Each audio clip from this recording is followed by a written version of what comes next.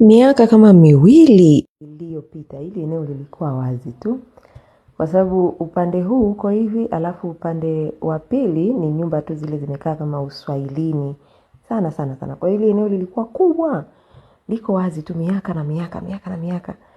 Sasa hivi haya magorofa yanayoendelea kuangushwa hapa hayana hata miaka miwili, yani hayana, na nyingi hata hazijaisha bado, hata watu hawajaweza kuhamia.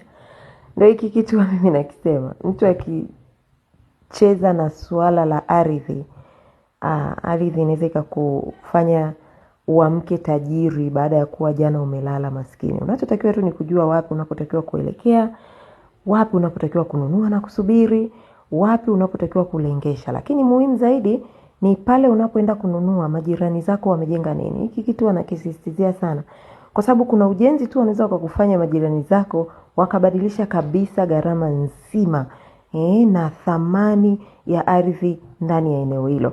Sasa tizama nyumba kama hizi, alafu niambie kwamba kwa mtu ambaye yuko tena jirani na watu hawa ambao wamepangana wana nyumba hizi za thamani, huyo mtu gharama yake ya ardhi itakuwa imepanda mara ngapi? Mtu asikudanganye, mtu asikuambie tofauti. Ardhi ni utajiri ambao upo, yani ni kama madini, ukiupatia unaupatia kweli kweli. Niwatakie jioni njema na tuendelee kujifunza. Karibuni sana, tuko hapa kwa ajili ya kujifunza nanyi, na msisahau tunaandaa mradi Makurunge.